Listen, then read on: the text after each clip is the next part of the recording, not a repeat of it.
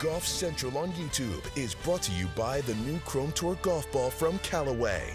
So pleased to be joined now by the PGA Tour Senior Vice President of Media and Gaming, Norb Gambuzza. Norb, let's talk a little bit about the integrity of the game and what the Tour is doing to protect that. You know, starting with the fans who, let's face it, they can influence the action more so than in many other sports. What is the PGA Tour doing to prevent fans from potentially interfering with play because of a wager perhaps that they've placed? Yeah. So I'll say a couple of things before I answer that question directly. Sports betting is here, regardless of what the PGA Tour is doing from a commercial perspective. And the Supreme Court made that so in 2018 when it overturned the Professional and Amateur Sports Protection Act.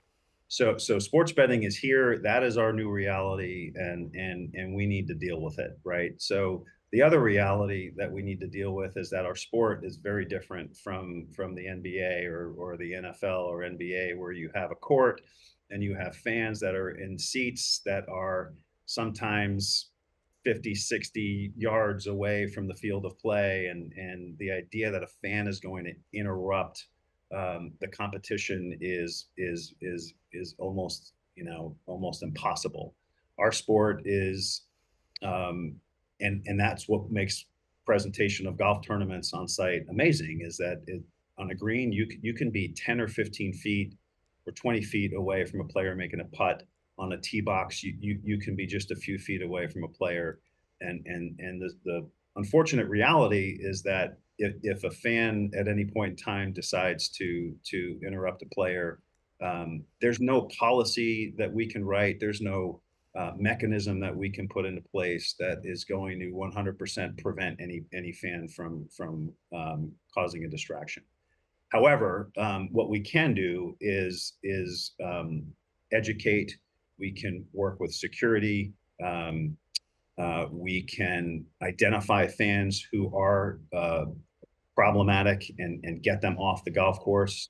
In 2023, we had several hundred fan ejections across the schedule for behavior-related items, and I would say less than 1% of those was due to fan behavior tied to betting. Player safety, creating an environment where players can compete without interruption is obviously a top priority for us. It's under constant review. Our security team is working with local law enforcement, uniformed law enforcement, plainclothes officers on the ground each week. And then lastly, I'd say, our integrity program, we are constantly in real time monitoring betting activity around the world to see what's happening with individual players. Are lines moving in a suspicious manner? Is an inordinate amount of money moving towards certain markets or certain bets? So there's a lot of things that we can do, and we are doing all of them. But at the end of the day, it's not a perfect environment. Yeah, sure. I guess you just got to hope that when the empty beer cups stack up, that the fans remain respectful for the players out on the course. And Nor, what have you heard from players and their concerns about potential interferences from fans? Yeah, players. There's been more discussion on that topic over the last 12 months, I'd say, than in the previous years. And players want to know what the PGA Tour is doing to protect the competition. And all of the things that I just talked about, those are the things that we talk to the players about security, about on-site, about policy, about messaging, dealing with the marshals, dealing with the volunteers, identifying problems before they become real problems, the betting monitoring around the world, all of those things. Those are the things that we can control. And we're making sure that we're doing everything within our ability to control those things that we possibly can. And I suppose as well, it's a level of concern about the integrity of the game, but also the players as well. In baseball, we've seen some gambling scandals throughout the history. The NFL has suspended a couple of players over the past few years or so for breaking their policies. Recently, 2 Corn Ferry Tour players were suspended for gambling as well. How do you actually go about monitoring these incidents when it comes to educating players and their involvement in gambling? Yeah, so the first thing we did in 2018 and 19, following that Supreme Court decision, was to write an integrity policy and build an integrity program that would kind of govern everyone in our ecosystem. First and foremost, players, but also caddies and coaches and managers, and anyone who obtains a PGA Tour credential is governed by this policy.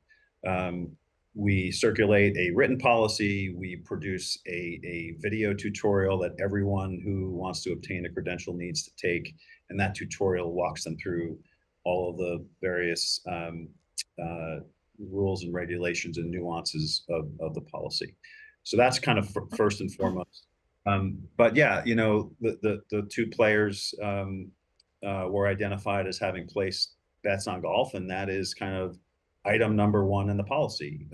People, they're called covered persons. So individuals covered by our policy are prohibited as strictly as you possibly can imagine from betting on golf.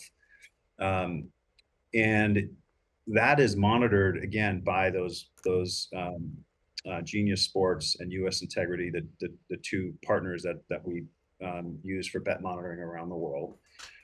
We also, all of our betting operating partners, all those companies I mentioned before, have a list of all the covered persons. So if you're a player or you're a caddy or you're a coach and you place a bet, it's going to be flagged and you are going to be disciplined. And that discipline is going to be public. And we also made the decision when we wrote the policy that discipline in this area, it was really important that discipline in this area be made public. So it's unfortunate when it happens, and we hope that no covered person violates the policy.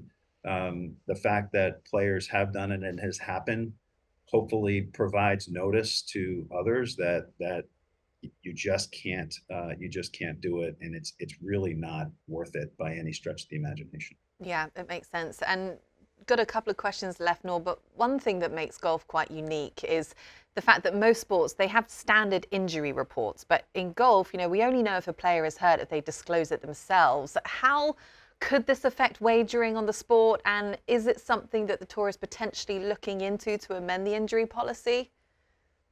Yeah, it's a great question. The topic of injuries and how injuries are communicated, and then not just injuries, but also withdrawals. It is a topic that we are currently in the middle of studying and trying to figure out with our competitions and our rules team on how we can do that a little bit better. So there are, a lot of nuances to consider here. This is an individual sport versus a team sport. The fact that we're a membership organization, there's more nuances here than perhaps in other sports. So the number of instances where we encounter a player kind of unexpectedly withdrawing are very, very few and minimal, and that gives us some comfort. But I think we're here acknowledging that we need to do a little bit better on how we're identifying, communicating, reporting injuries and handling withdrawals related to injuries as it relates to the betting market. So definitely under review and a topic that's at the top of our list.